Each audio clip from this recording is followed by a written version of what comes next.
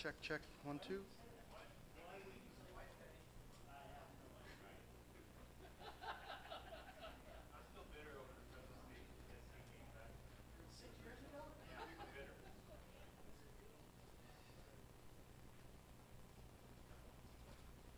Okay, if I could have your attention, please. We'll move on to our next segment. Next segment is 10 common issues with regulations and tournaments presented by Pat Wilson. Pat's our Senior Vice President of Operations and Affiliation. Welcome. Pat? What I'm going to take you through, obviously, you guys have all been in local leagues and been on district staff, so n- nothing that I'm presenting is probably new to you, but there may be things that I'm going to present to you that you haven't heard it exactly this way, and so I will endeavor to tell you the proper way and educate you about the proper way. But these are the issues, and the way Nick and Dan put this presentation together is that they they base it on the feedback that we get here, both at the regional, well, I should say here in Williamsport and the regional offices, the questions we get the most from the leagues. And so hearing our perspective on it will only help you do your job as district administrators. The way I like to do it, we can take questions as we go. There's only 12 slides, so it's going to be a lot about me adding some perspective and some flavor. So as we go through, I'll take questions. If there's any questions, fine. If there's not, then we'll move on to the next slide and take it from there. I'm going to try and stay at the podium. I have a habit of wandering, but so to make the presentation so that you can go back and probably show your leagues at home this presentation, I'm going to try to stand still. So the board of directors, the the biggest issue that we probably hear is that the local league's election wasn't held properly. And your role as the district administrator now is that you can't invalidate that election. The only thing you can do, and you can help us do, is to assess whether they followed the election procedure. And so to the best of your ability, your job from our perspective is to collect as much information as possible about the election that was held within the local league, that, as per the outline in the operating manual, share that information with the regional office, and then together we're going to have to make an assessment whether the election was valid or not. If the election was not valid, we can't necessarily invalidate it because we're not members of that board of directors. However, we can withhold their charter and determine whether they get a charter. Ultimately, that's the power we have. But we rely on district administrators to really be that go-between and that information gatherer.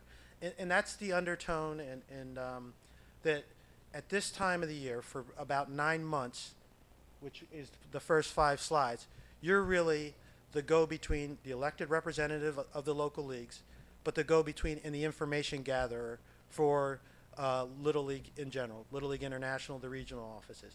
We'll talk about the other 3 months when you're really an extension of us as we administer the tournament, but that's the overall tone, is that we want you to gather as much information about that election, and then we'll try to determine whether it's valid or not. The other issue that comes up with the board of director is obviously that there's an imbalance of managers and coaches on the board. It's a problem we commonly deal with. If we often say that if the league hasn't had a history of problems, if the district administrator is somewhat comfortable with the arrangement, we can help a league, whether it's a season or 2, work through that to get their board back in balance where there's not a majority of managers and coaches on the board. But the rules say you can't have it. We want to know about it. We want to work with you to get them on the right path to get it corrected. You know, from time to time, there's not a lot of people that want to take certain positions on the board, and to that extent, you know, sometimes it's only the managers or coaches or small group, just like your district staff, that want to participate. So that's something you can work with us, and we can get that corrected over a season or 2, and if they need a waiver, we can certainly work on that.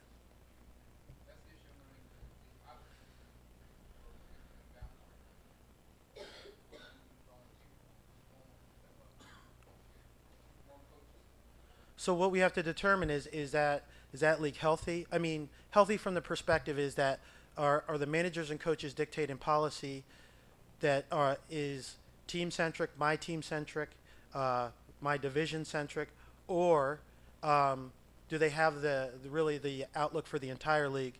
And if they have the outlook of the entire league, there's we look at the not necessarily the complaints, but the history of the league and the level of comfort with the district administrator. We can work with you for a season. Maybe it has to be out of balance for 1 year, and then we'll get them on a path to get it corrected over a season or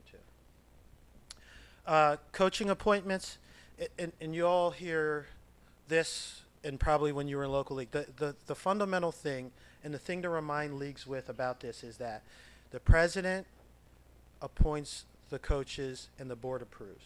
So, and it's that simple.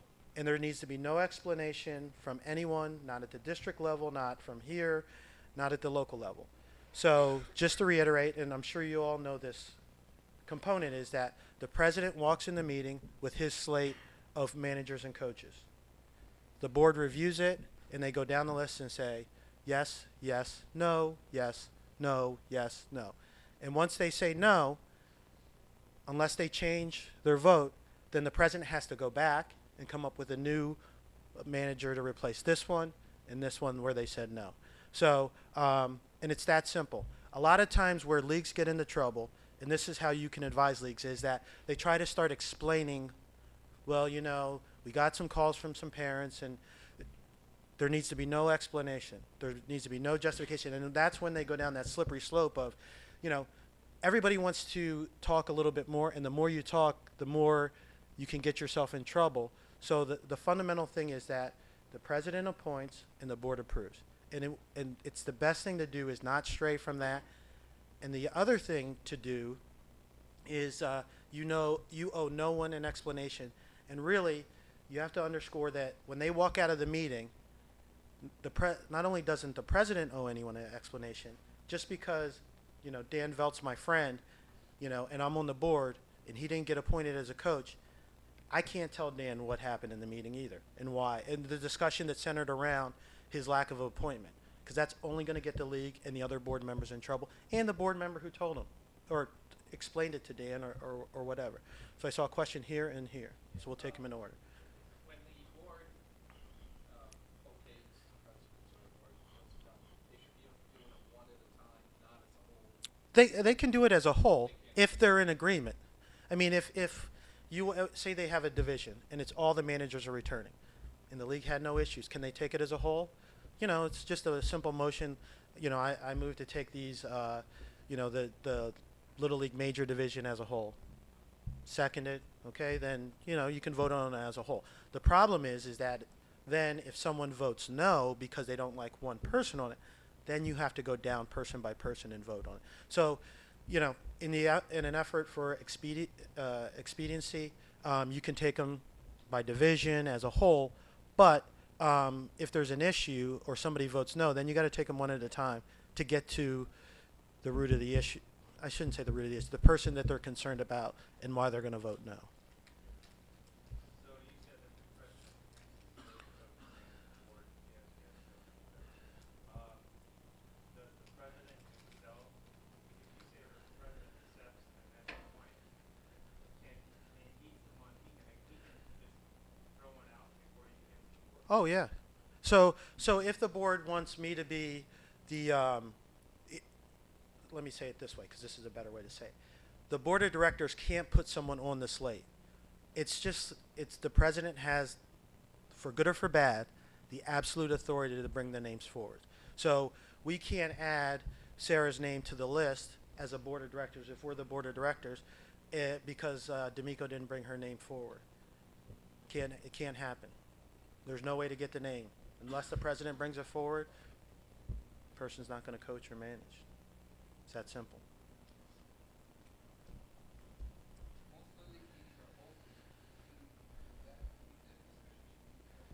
The executive session, absolutely. Absolutely. You want to have the ability, not you, I should say, the leagues want to have the ability to speak with great candor about each person. And they shouldn't, you know, a lot of times leagues will go in and rubber stamp, people and they don't have discussions about the issues maybe they had from the prior seasons or the complaints. And sometimes the complaints are valid. You know, you have complaints that my kid didn't play enough. There's mandatory play. That's the rule. Sometimes you have he played every kid too much equally, where parents don't think kids should play, you know. And so some of the complaints are valid. But the board should have the ability to deal with this in executive session. Okay. Background checks and volunteer applications. I was watching on my computer in my office, so I know you guys talked about that in great detail. But the only thing I would say about that is that with managers and coaches, I know that, you know, there's a point where you're appointing managers maybe and then you're appointing coaches. Just the best practice is to try to get those checks done before they actually take the field. I mean, that's the fundamental principle. Divisional format, I don't know if many of you have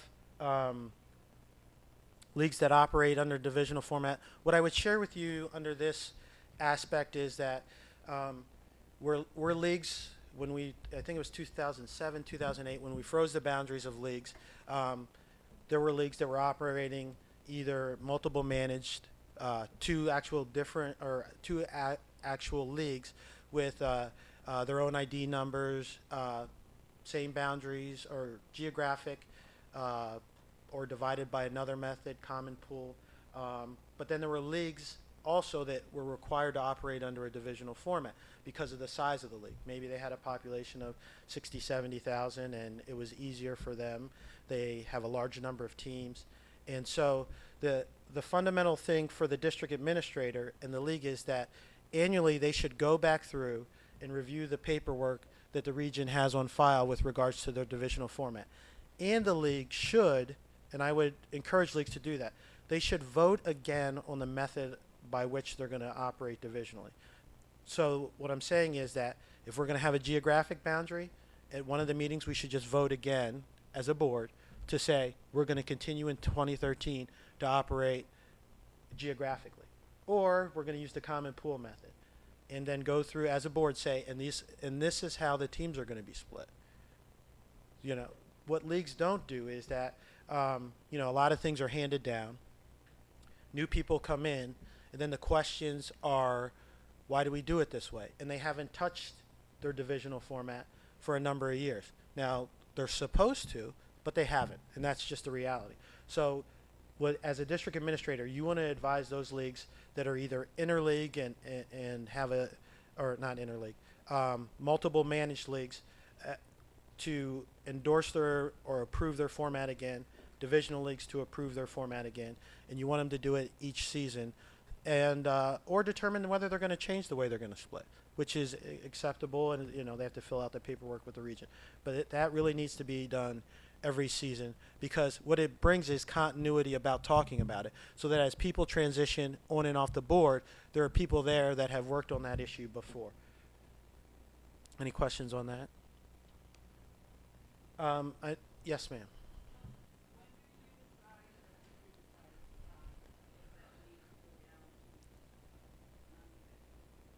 Well, we're going to talk about the charter committee a little bit later, but really, when we froze those boundaries, every league is frozen. So what that league would need to what that league has to do is they have to apply through their regional office, through the district administrator, and request to remove their divisional format, or you know, it's essentially a merger in most aspects. And so what we're going to ask for with regard to that is we're going to look at their team numbers. We're going to go back and look at their team numbers, the history of their team numbers. We're going to look at the size of the other leagues in the district, or maybe a district or two around them, depending on, you know, is anyone from Virginia around here? In Virginia, you get around the suburban D.C. area, so that may be somewhere where we're looking at maybe two districts that have similar, you know, I can't think of it like maybe Ellen and Bob Satile, you know, because there's some comparable leagues. If there's not a comparable league, and these are two district administrators in Virginia, I'm sorry, but we would look at the size of their leagues. So we would want to compare the size of the other leagues in the district to make sure that by merging or allowing this one league to remove the divisional format, that they're not then the biggest league by far in the district, and give them a competitive tournament advantage. And then that would go to the charter committee. You know, we'll talk about this, but we meet every Wednesday kind of throughout the year, and we would review the situation. We take your recommendation, the regional recommendation into account, and we go from there. Yes, sir.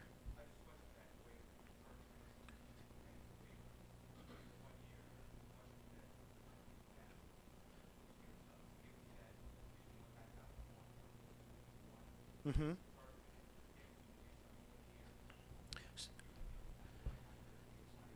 You have to reapply again. And what we do is there's some leagues that that are some are very obvious, and not to say that we rubber stamp them, but it's overwhelmingly justified. But then there's some leagues, and I don't know, I don't specifically recall the specifics of your set, that are on the cusp, and we're like they're probably borderline, and we're saying let's give it to them a year, let's have the DA look into it, come back to us. You know, we're going to be less likely to take it away, but if the league then grew significantly, we may take it away.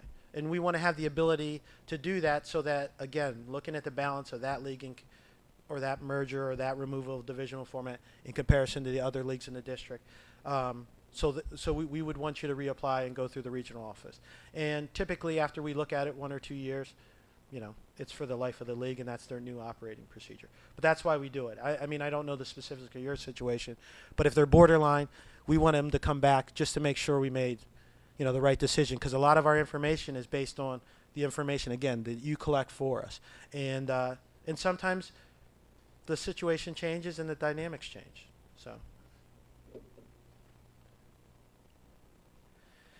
Boundary map, I think you talked a little bit about this with regard to active, and I think I mentioned this, is that the first thing you should do is take a look at all your boundary maps.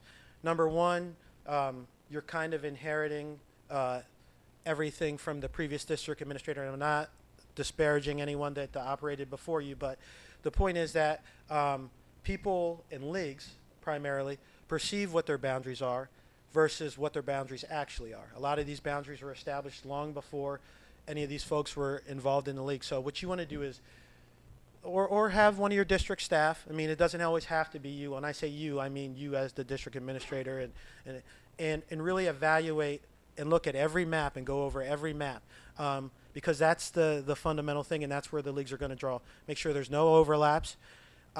If possible, and we'll get into this, is that in certain districts, you may not want to have any, what I usually call dead areas, areas that aren't covered by a league. Now, that comes with it adding population, and so we have to look at that, and the charter committee has to do that. But you don't want to have areas in your league, or in your districts, ideally, that aren't covered. Because what ultimately happens is that the kids in that area, they're going to play, they're going to go to school with somebody else, or they go to school with somebody else, and they're going to play with their friends, and then they're going to need a waiver. So in a perfect world, if we could get as much of your district, and we do recognize district boundaries to some extent, covered by a league one way or another, or if we have to create a new league, so so that we don't have to, you know, an effort for expediency to deal with those out-of-territory players. But it's a good idea to go over those maps, and these don't need to be gone over annually, but you need to go over them. You need to remind new presidents that are coming in what their boundaries actually are, and you want to remind them to use them. I mean, and to post them at registrations and things like that. A lot of district administrators and you know, that I talk to, the most efficient ones, you know, they make a district map and they publish the same map that every league uses at registration. So, and I know it may not be functional based on the geography, but what they do is then, if you have a kid, baseball, softball player, come in and register, and they're not in your league, you can show them what league they're supposed to be in, and then a lot of times they have the contact information for the league president or player agent. This is who you call to get in that league. You know, so in a perfect world, we don't turn a kid away at that registration point. And a lot of that is facilitated at the district level, because you can step back and look at everything objectively and coordinate it for all the leagues. So that's something I always recommend.